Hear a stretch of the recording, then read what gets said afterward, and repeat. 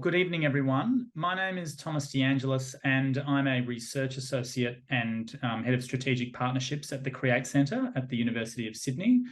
The Create Centre engages in three main areas: creativity research, the role of the arts in creative education, and health and wellbeing, and how the arts transform all levels of education from early childhood through to higher education.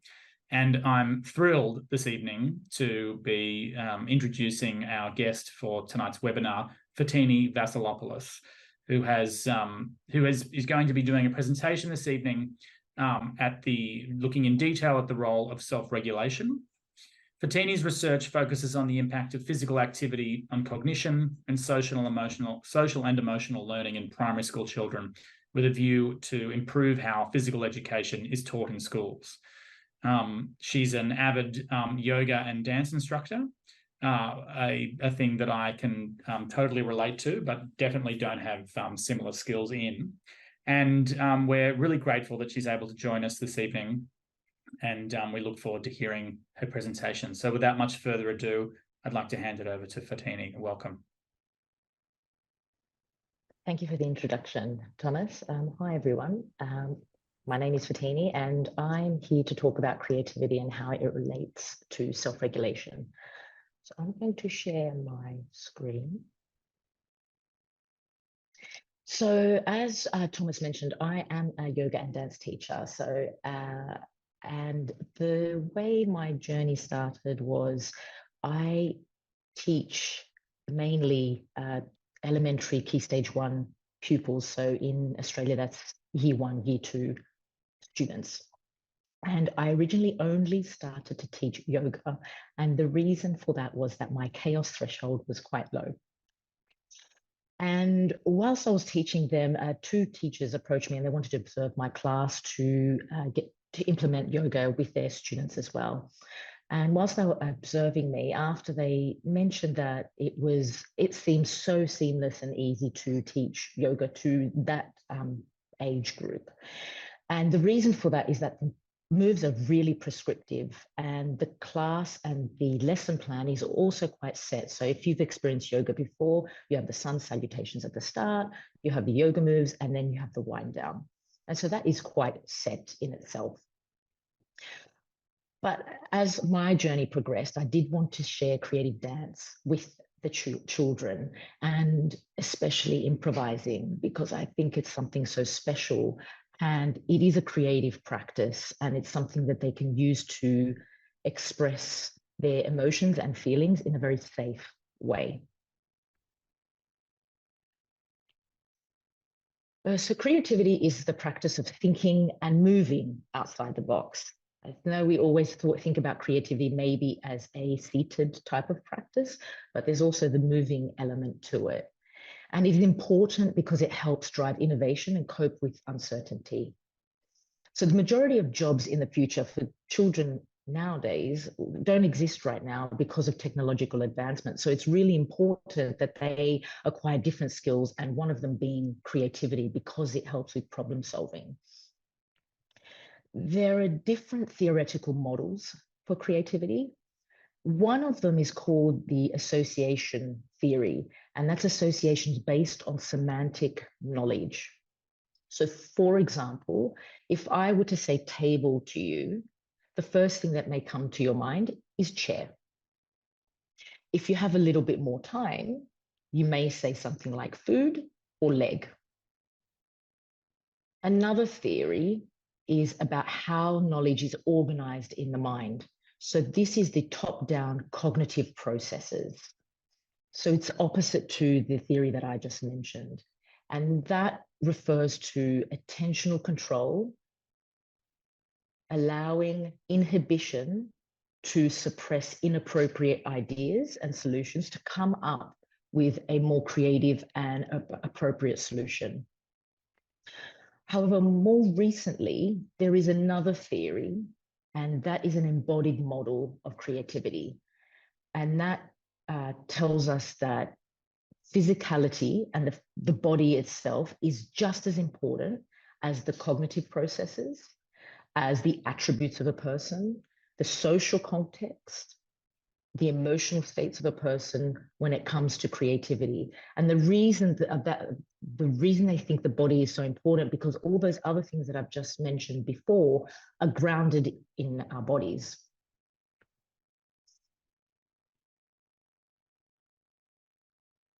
And with that, because of that new theory, we decided to focus on movement in our research. And movement for children, babies, is really important because it helps a child's brain and cognition develop. So it allows a child to explore and interact with the environment to acquire different skills. So if you think of, a newborn, to tummy time, to crawling, to walking, to running, eating and playing, it's all through the body.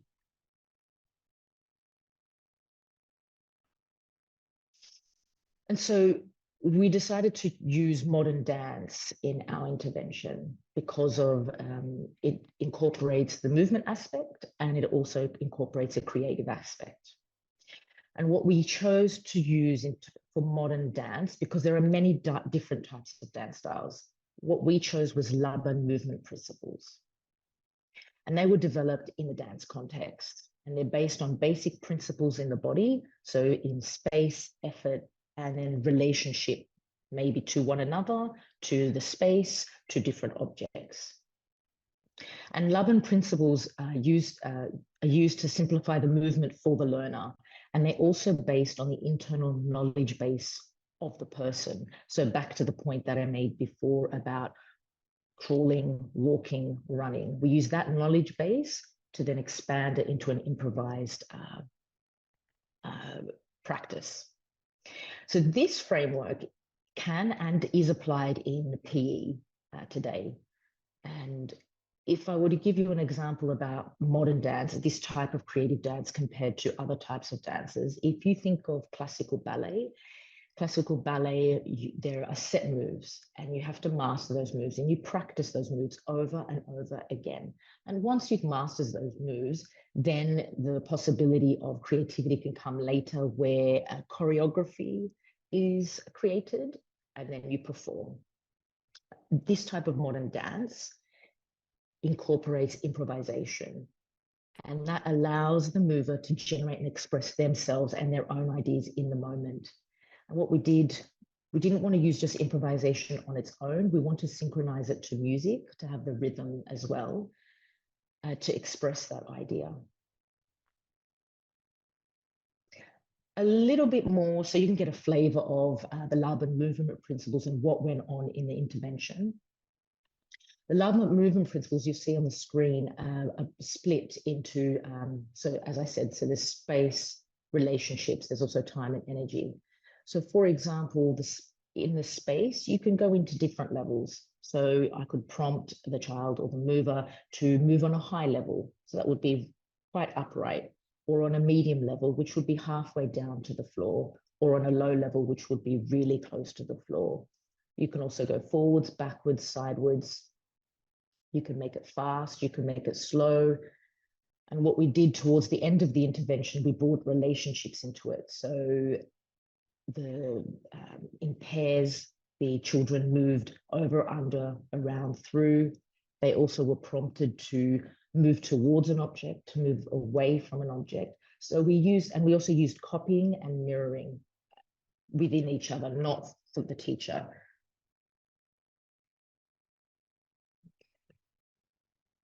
So I'm going to try something. You don't need to participate. You can switch your cameras off if that makes you feel more comfortable. But I'm going to talk you through two different ways of teaching a dance class so you can get a little bit more of a flavor of what went on. So let's try something physical. So if you cross your arms and on a count of 4, you swing to side, 1, 2, 3, 4, and then you pace it out with your feet, 1, 2, 3, 4, and you clap. So that's me instructing someone and then copying me. There's another way, which is the way that we used in the intervention in terms of prompts. So I did not show anything. I just spoke and I used the space and walked around the room. So show me just the head moving now, from straight, side to side, then round and round in a curvy motion. How many ways can you bend your neck? Shake it slowly, turn it, roll it, twist it. How big of a movement can you do with your head? How small? Freeze. Now show me just the shoulders moving now. Can you lift them one at a time?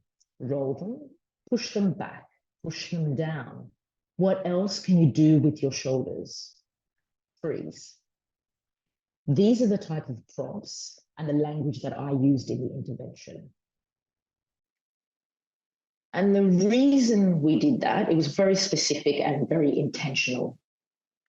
So on the left, I'll just focus your attention on the left-hand side of the screen. The instructions that I gave in the latter half were open-ended. They were questions, they were prompts for the child. They were inviting the child to move how they want, but in a semi-structured way. We also, the music that we used was very specific. We did not use music that was pop music. We did not use music that they knew. We didn't use music that had words. We used music that was percussion-based, drum-based. Think soft African drum, Indonesian drum type music. And the space that we used, it was in a gym and it was open space. So there were, the only boundaries that we had were safe boundaries in terms of you could move within this gym, but not. And there were no demonstrations. There were demonstrations only by the pupils. So I did not demonstrate at all. So if I could see that the concept wasn't being understood by everyone, what I would do is I would prompt and say, I see X doing this.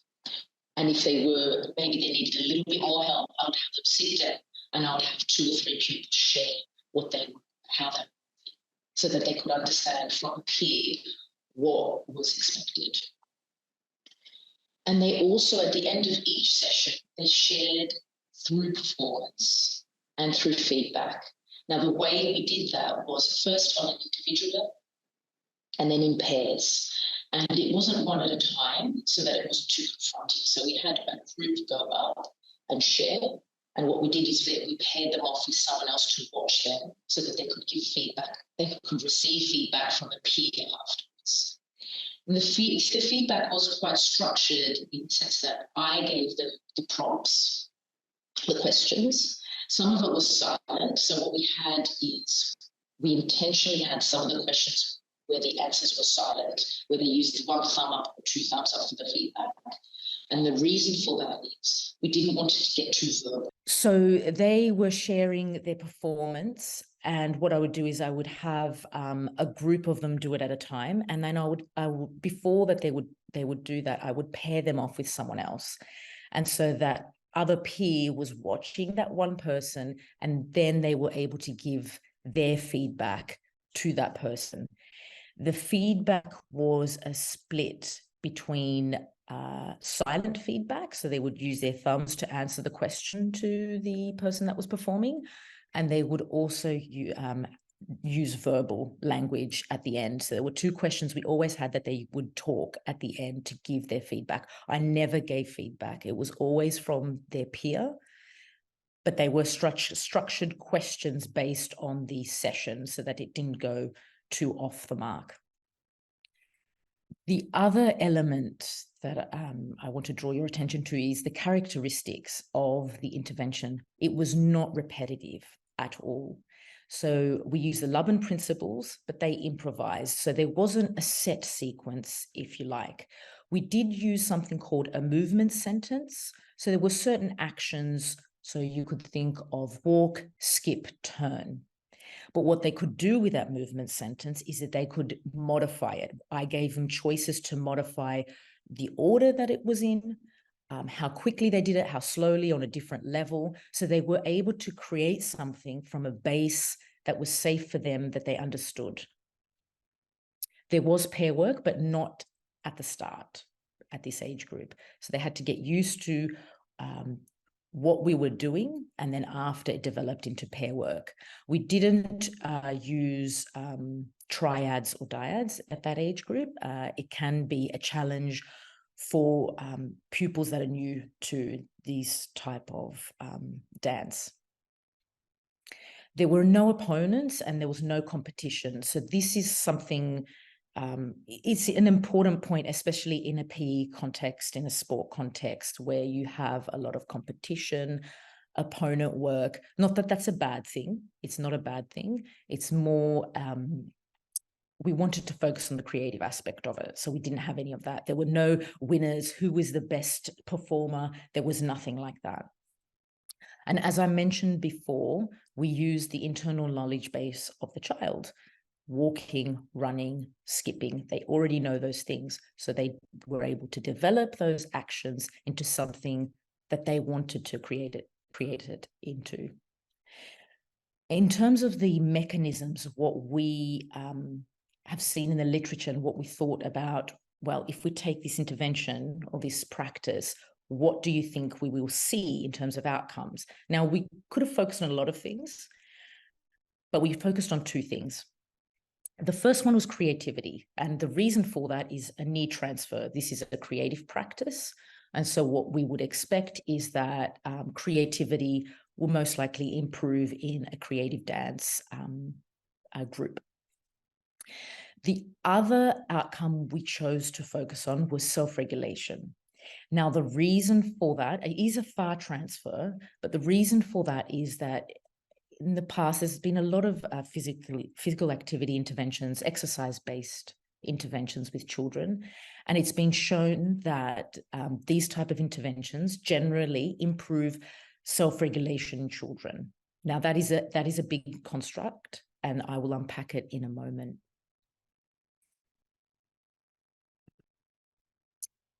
So in terms of creativity, one needs to be committed to an idea. So that you need to be committed, you come up with an idea, but you need to be committed to convert the idea into a creative solution or product.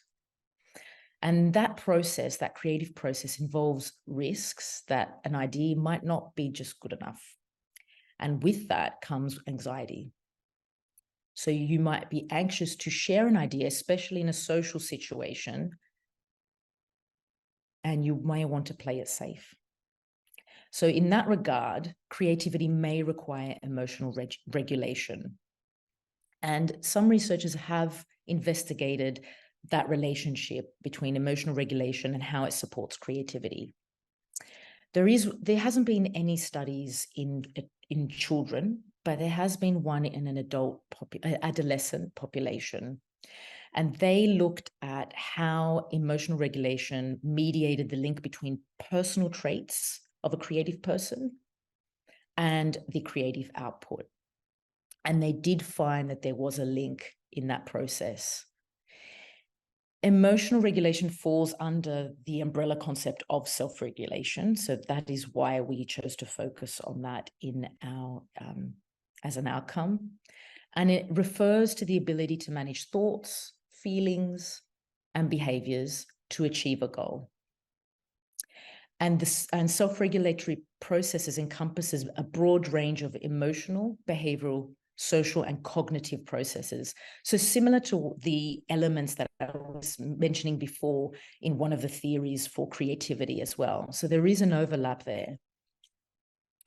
And some researchers have proposed a new model of self-regulation as applied to creativity specifically. And it includes things like risk management, adjustment to criticism, task organization, persistence, self-efficacy, and emotional regulation as well. So you have two buckets, if I were to summarize it. You have the personal traits, and then you have the regulatory processes on the other aspect. So our aims for this study was a before and after. So before, so just the pre-test data, we wanted to understand the relationship between self-regulation and creativity in primary school age children. In the after, what we wanted to look at was whether creative dance would have a different effect to two different types of physical activity. And in our intervention, we chose yoga, and we had a PE business as usual group. So about the intervention, so just as I mentioned before, we had a yoga group, we had a creative dance group, and we had a PE business as usual group. We decided to do this intervention in a PE context because the creative dance rooted in Laban and then yoga is used in a physical education context, and it's appropriate in terms of the curriculum, especially in the UK. And we used PE time. So we went in 1 hour a week, so once per week, and our intention was to do it over 10 sessions. What actually happened was it was over 8 sessions, 8 weeks. And the reason for that is because there were a lot of strikes in England at the time, a lot of teacher strikes. So we had 8 weeks with them, with the children, and we collected data before and immediately after. The intervention hasn't finished yet in terms of data collection. We are also collecting data 6 months after the intervention. So this coming December, we're also collecting data on the same instruments and the same outcomes for the children. Now, we chose yoga for a few reasons. We wanted to match another activity with creative dance as much as possible, except for the creative element. So we found that yoga is a holistic movement practice, and you can think of creative dance a bit like dance movement psychotherapy in that regard. The intensity of each practice, so how intense the physical activity actually is quite similar. And then yoga can tap into self-regulatory processes as well. So we matched as much as we could, except for the creative element, because that's what we were trying to test, one of the main things we're trying to test.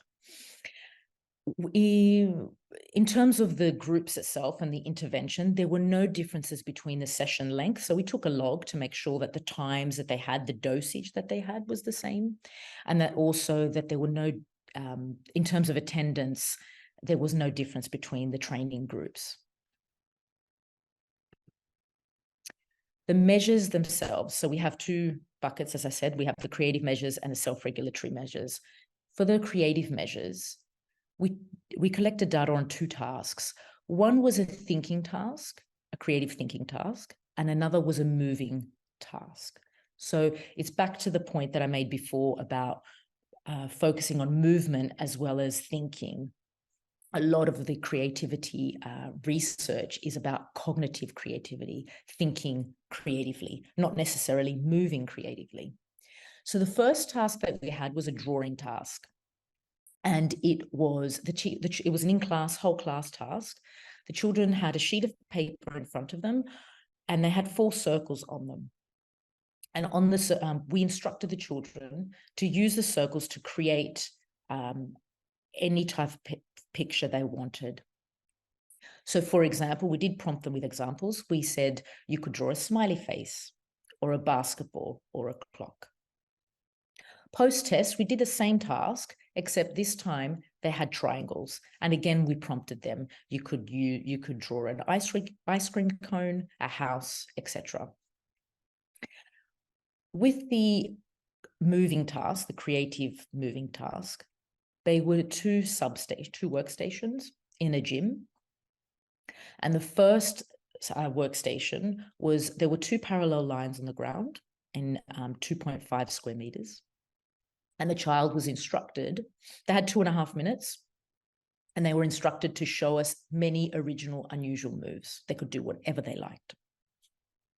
In the second workstation, there was a gymnastics beam, but it was on the ground. So there was no height there was no space between the beam itself and the floor. And there were 2 hoops, one on each side on the ground, on each side of the beam. And they were instructed to start at one hoop and move along the beam to the other hoop and back again. And they were instructed to show us many original, unusual moves on the beam. But there was one rule, that one part of the body had to be touching the beam. So they're the creative measures. Moving on to the self-regulatory measures. We had a few. The first element was a questionnaire for the teachers. Now, this questionnaire, this questionnaire was distributed to the parents. Now, I don't know your experiences with including parents in Experiments, we didn't receive that much back in terms of questionnaires. So unfortunately, even though we tried, the pre-test was okay, but the post-test in terms of receiving questionnaires back wasn't very high. So we could only use the teacher questionnaires. And the questionnaires had questions about emotional problems. What we did was we used a questionnaire called the Strengths and Difficulties questionnaire. And that's a very popular, widely used questionnaire to understand more about a child emotionally and behaviorally. The questions that were covered were internalizing behaviors. So things like worrying, unhappy, solitary, no good friends. And there were also questions about externalizing behaviors. So restlessness, distracted, disobedient. What we added to that questionnaire, so they weren't itemized out, so there would not be bias in terms of the teacher completing the questions, there were 7 additional questions added, and they covered questions about personal traits relating to creativity. So there's a lot in the literature, especially in adult populations, about what characteristics and personal traits creative people have. Pardon me. And that covered aspects like openness, persistence, passion, overcoming criticism, and task organization. So that was the questionnaire. And we also had what is called a HOT executive function task, or you may want to refer to it as emotionally driven salient task.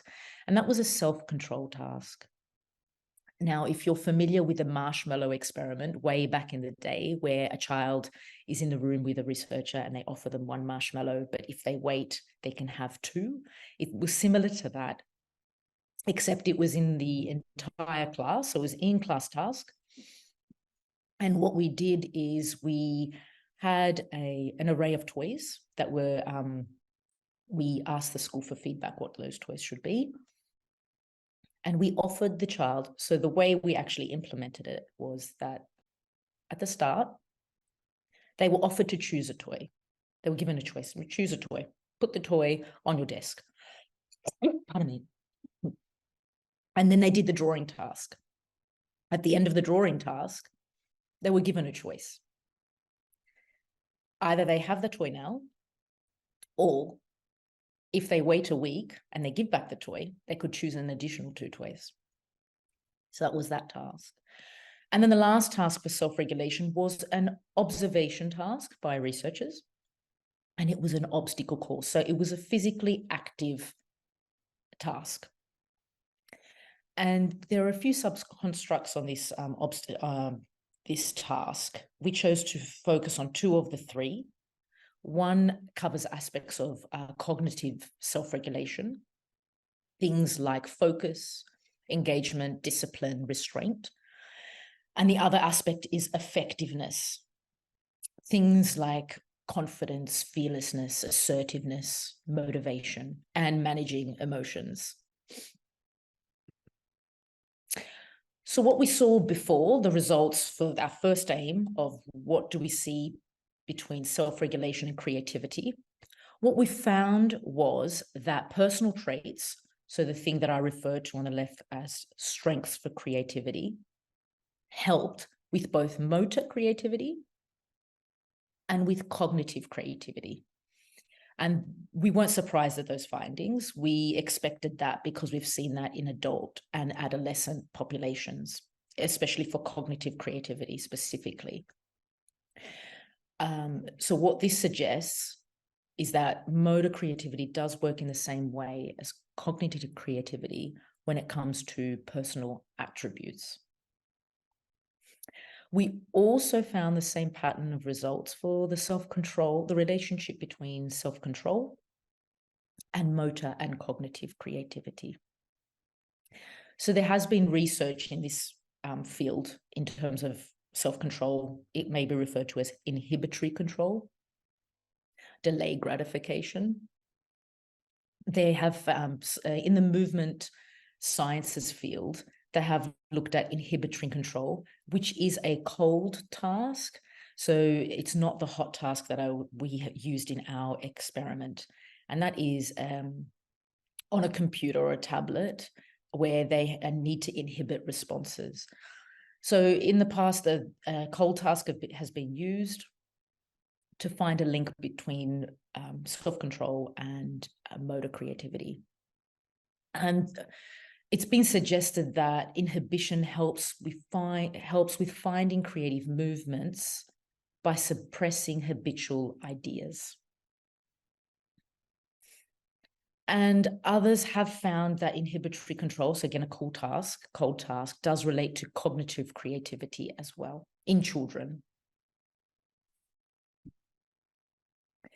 What we also found was fluid intelligence, so general intelligence, also predicts motor and cognitive creativity. And it has been thought in the past that it is related, these constructs are related.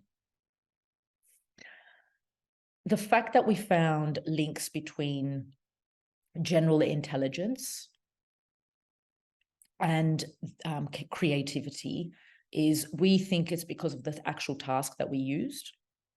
The task that we used for fluid intelligence was the Raven's matrices, colored matrices. And that is kind of completing a puzzle. So you have a pattern, a colored pattern, and then the child has 4 multiple choices to choose from to complete a missing part of the pattern. So that involves the same visual, spatial, and problem-solving skills as the motor creativity task. And with these results, it supports the finding of the theory that I mentioned before, the controlled attention theory of based on semantic knowledge. Just that we've seen that general intelligence and inhibitory control relate to creativity. What we also wanted to test, pardon me, before I go into these results, I have appendix to these slides that shows the table of all the data of the results for the before and after.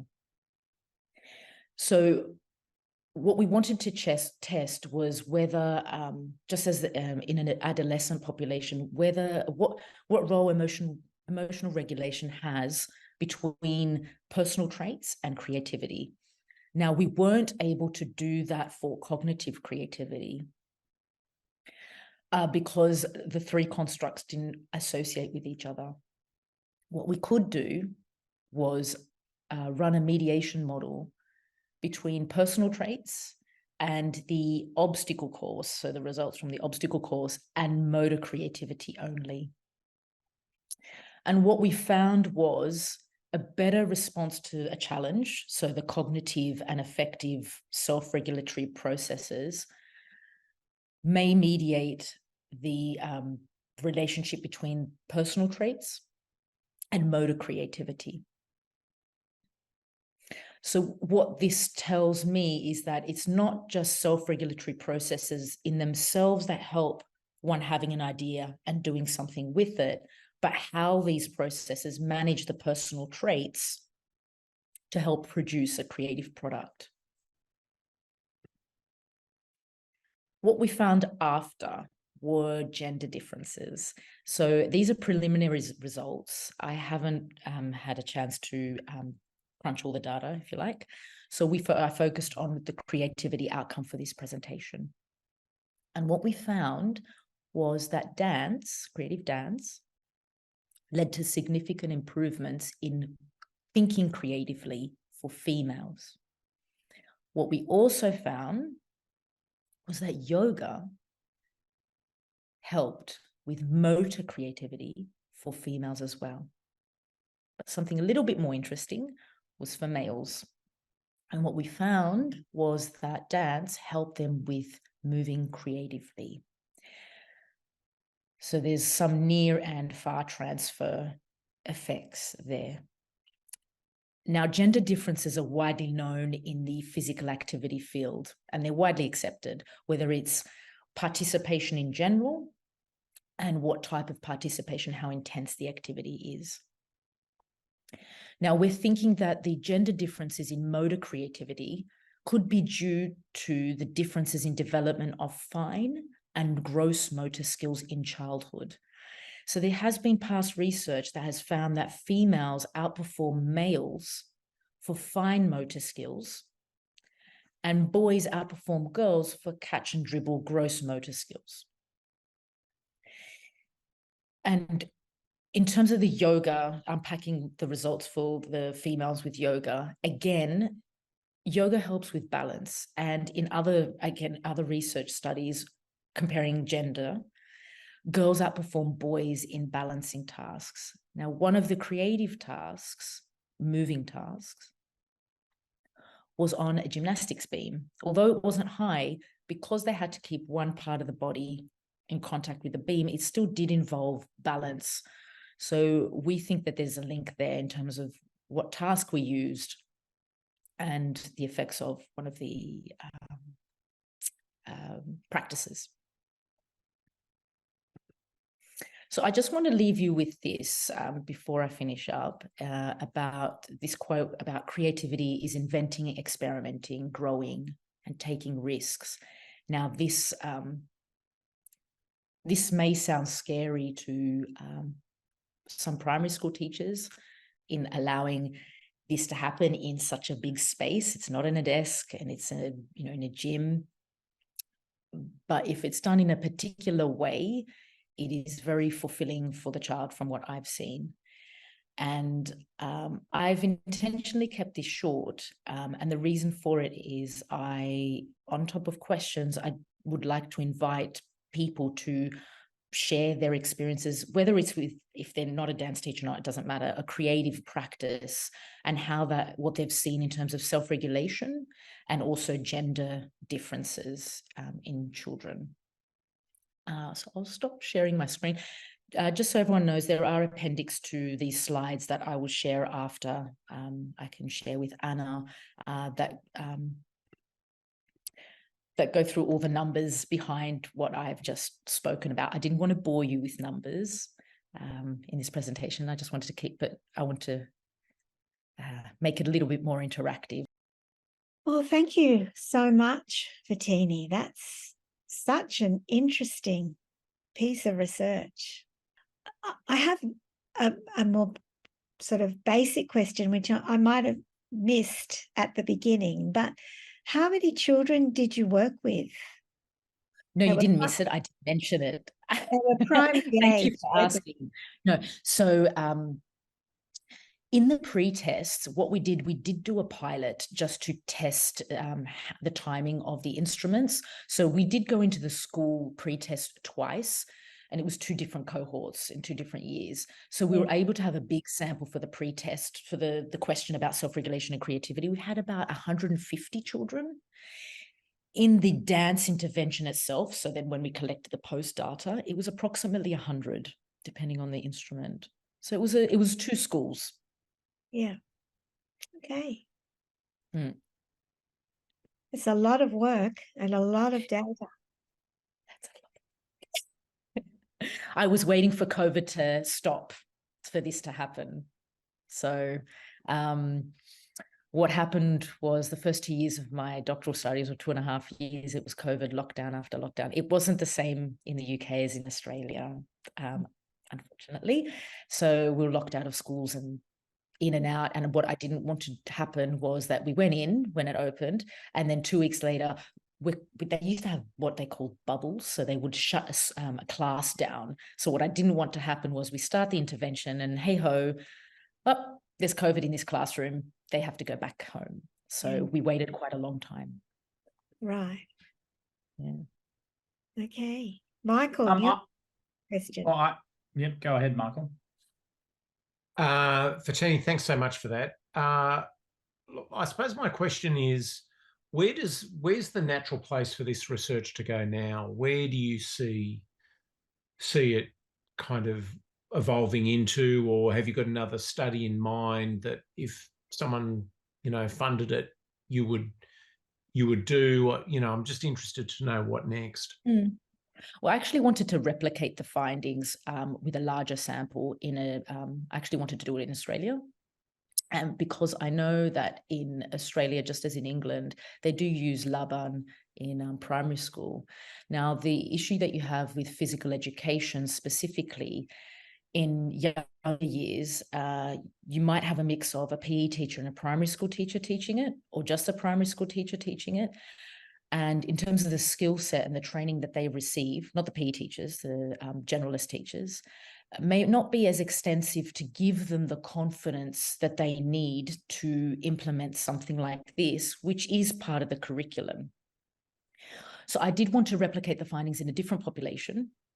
What I didn't mention was that the population that we had was in high need areas. So there was a big proportion of ethnically diverse in relation to London, because this was in London, and also socioeconomic disadvantage. And I think it would be important to replicate it in a larger sample, a different context, to be able to help teachers implement something like this, because it's part of the curriculum, and for best practices to be rolled out. Thanks. Thomas. Yeah, I just had a question about, I'm curious to know more about how Laban is taught in the UK to primary school children, and how that, sort of how that works just in the classroom. Mm-hmm. I think that's a fascinating part of UK education that I just wasn't aware of, and the Laban kind of taxonomy is really accessible. So I'm just curious to know a little bit more about that, and I was wondering if you could tell us a bit more. Yeah, sure. So the training that the teachers receive, and from what I understand in Australia as well, that the Laban taxonomy is shared with the teachers, so they are aware of it, and it is part of the curriculum in both countries, and not just in Australia and England. I think it's also in Ireland and maybe in Sweden that they use it. What I find that is missing in general, from what I've seen, would be the language that is used to be able to implement something like this.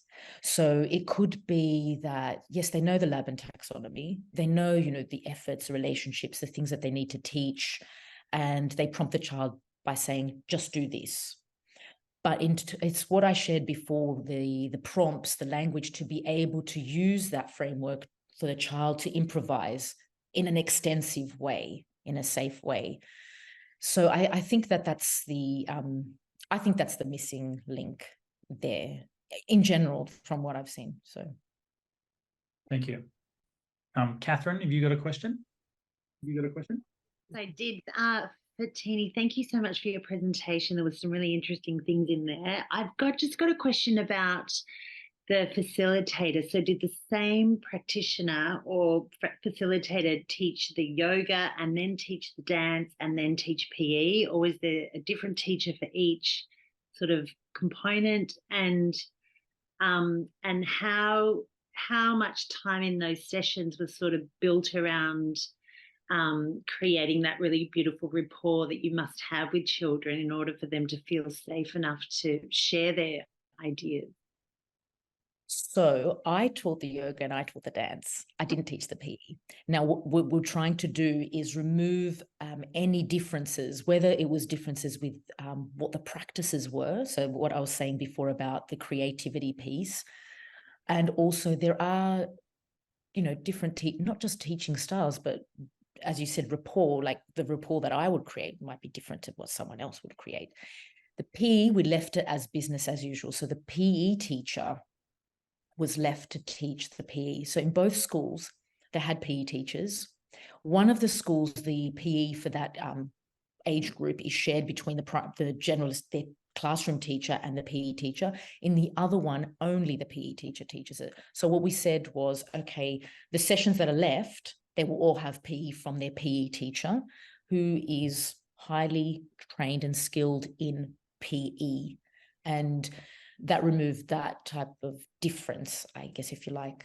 In terms of the rapport, the question that you had, I was there. So because I taught the intervention, I didn't collect the data, if you like, but I was there to oversee the whole thing. So that because some of the tasks were physical and they were in the gym, and we would take them out in pairs so that they would feel safe. The workstations was the obstacle course on one side, and then the two substations, the creative side.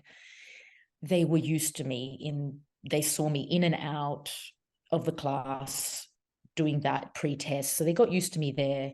And then I came in a week before in the classroom to, talk about what's going to happen. So I was always, I guess, around, if that makes sense. It also helps I'm the same height as year 2 children.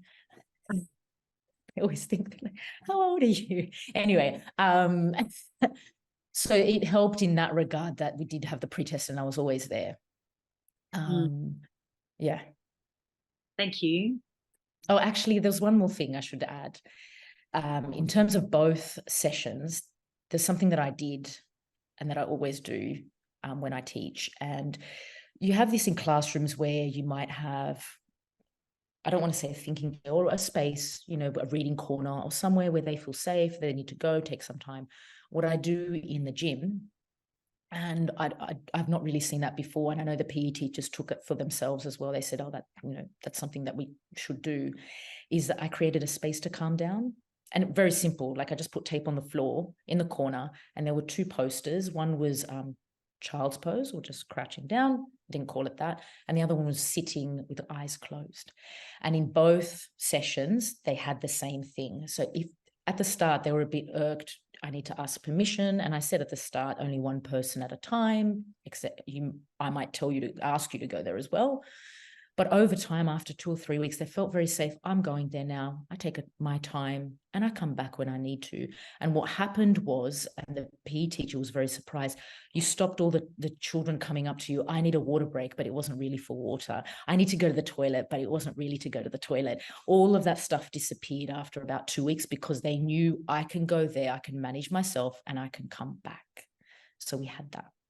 Fotini, thanks so much for your presentation. It was just so interesting. I have a curiosity, and it's around the feedback that students provided to each other.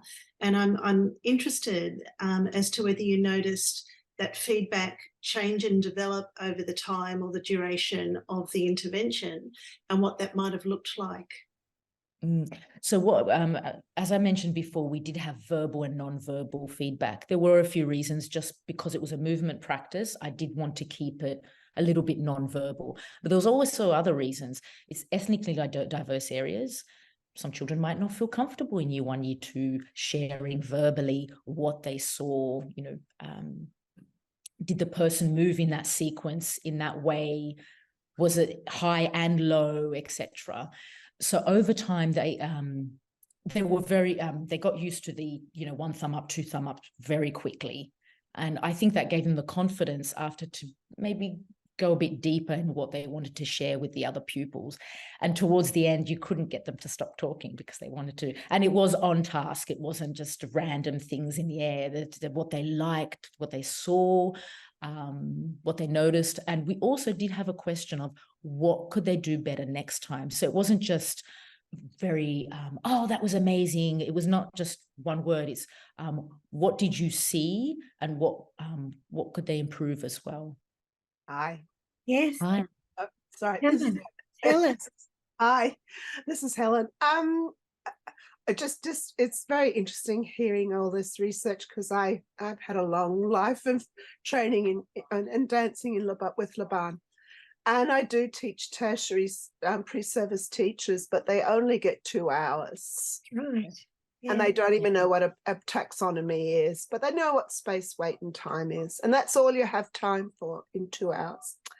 But what I was interested in, you gave this wonderful creative exercises to the students.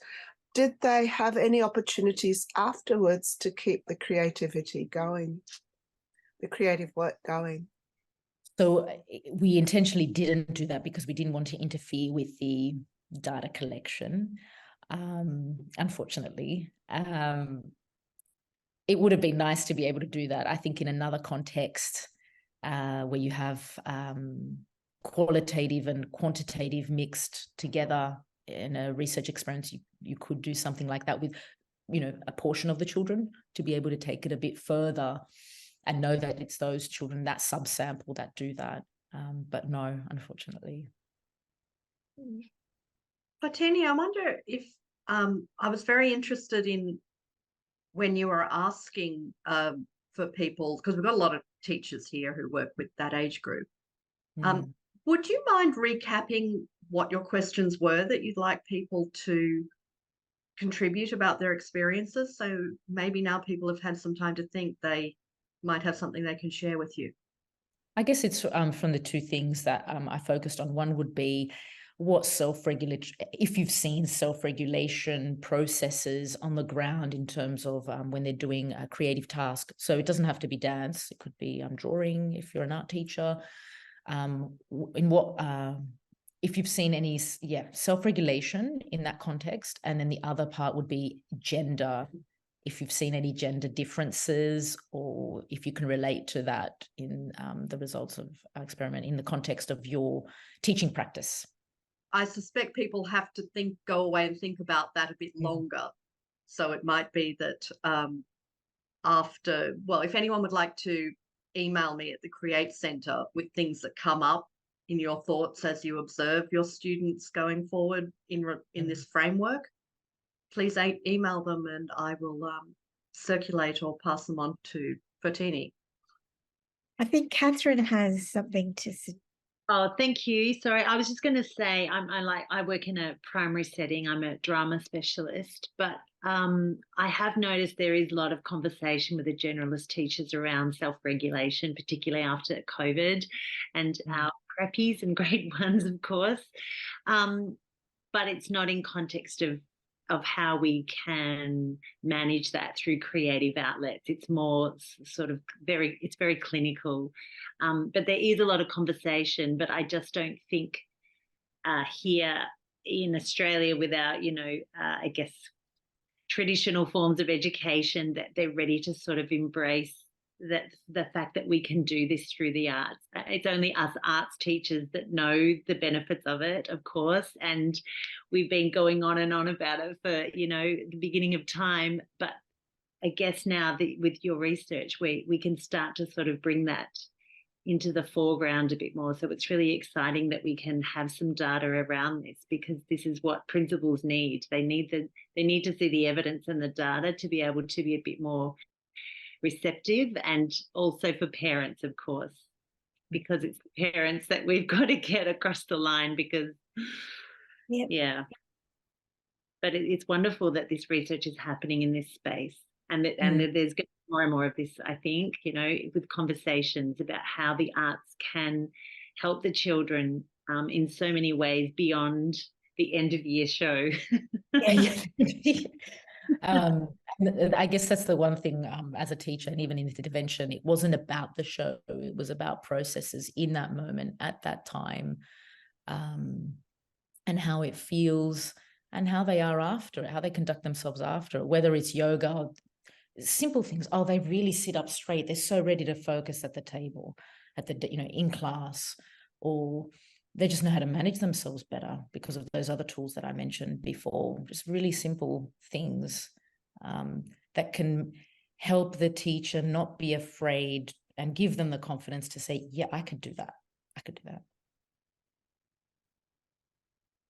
It's my feeling that a lot of generalist primary teachers don't feel confident about teaching creative dance. Would I be right there, or am I making an overgeneralization? No, I think you are right there. But sorry. It's more. It's also with PE in general. Yes. Research in PE in general, maybe not dance so much. It is a little bit, but PE in general.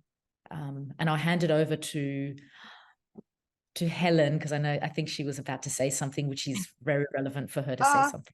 I mean, it's this, not only all the arts, well, it's hard to get all of the arts accepted and teachers feeling confident, but I think dance has the least traction, shall we say.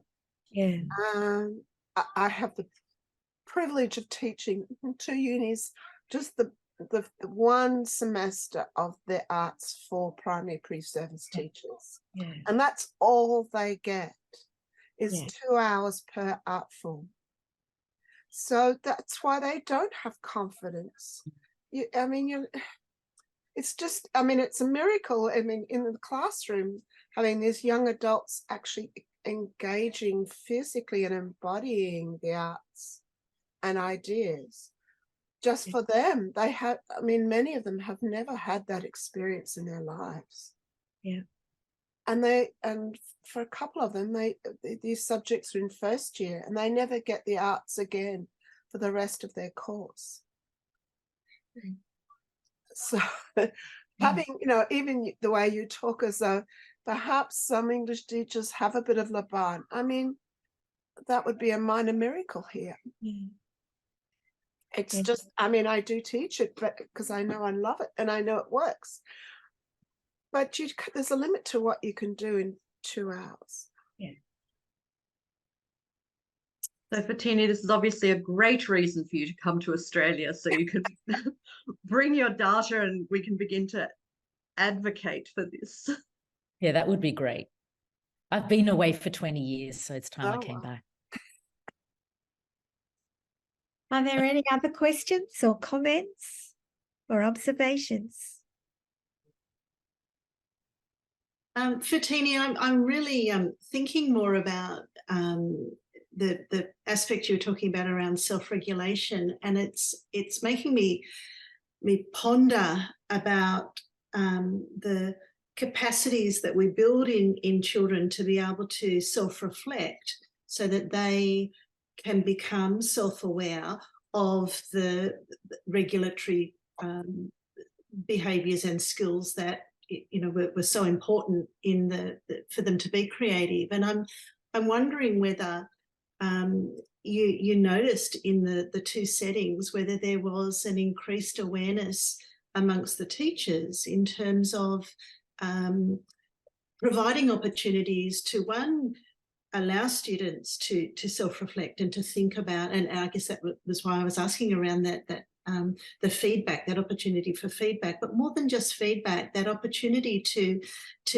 reflect on one's own, the dispositions or the qualities that they brought to the task, and how that influenced their ability to enact that creative response. And I'm curious about whether the teaching of those dispositions or the opportunities to self-reflect came to the surface, because I'm imagining that would have been something that would have been quite sort of overt or obvious during the data collection.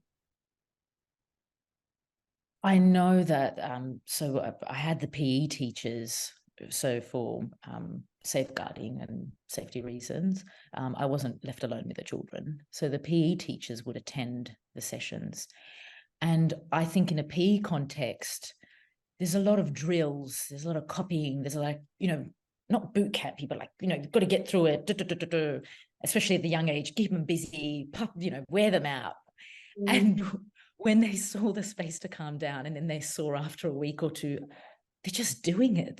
You don't have to manage them. They're just doing that. I know for the PE teachers was a big light bulb, huge. Now for the generalist teachers who did attend, so the one school has a PE teacher that only teaches the PE. The other school, it was the mix of the two. So the one that had the mix of the two, I had the primary school, the classroom teacher come with me. And that was also intentional because that was the one I did the pilot just for the instruments. And the intention was to have learnings and sharings with them so that they can do it the following year after the post collection data. That school was interested in that. So they would attend every session. And for them, they loved it. and especially in the, in the gym, etc. But when I prompted to say in the classroom too, they said, I have no space. I've got my reading corner. It's so busy. I have no space to do that. So it would have to be something modified. Not a thinking chair, but a thinking cushion, maybe like a space to calm down, but it's just a cushion, because you can't muddy the waters where a reading corner is a reading corner. It's not for the children. It's not, I mean, yes, it can be a space to calm down, but more than one child can be there, and just that association. So they did have those moments. The teachers did notice that, and they were very keen. But there are some limitations, not in the gym. The PE teachers were very convinced, like, yes, that works. That's great. I can do it immediately. So, interesting. Thank you. Well, can we just once again thank you for such an interesting and important piece of research, and encourage you, as you're coming to Australia, to certainly, keep us informed about what you're able to do. I mean, we are having those problems about undertaking research in schools at the moment because of the profession's issues around, shortages, a lot of stress, post-pandemic, etc. So we're hoping that they resolve soon, and we hope that you will be able to be a positive force in helping teachers become more confident with the teaching of dance. I hope so too. It's a very special thing to share with such a young age group. It's just so important. I think it's quite magical. Yeah, anyway. I agree. Well, thank you everyone for joining us tonight, and thank you, Anna, for arranging everything so well yet again. Good night, everyone. Thank you. Bye. Thank you. Thank you.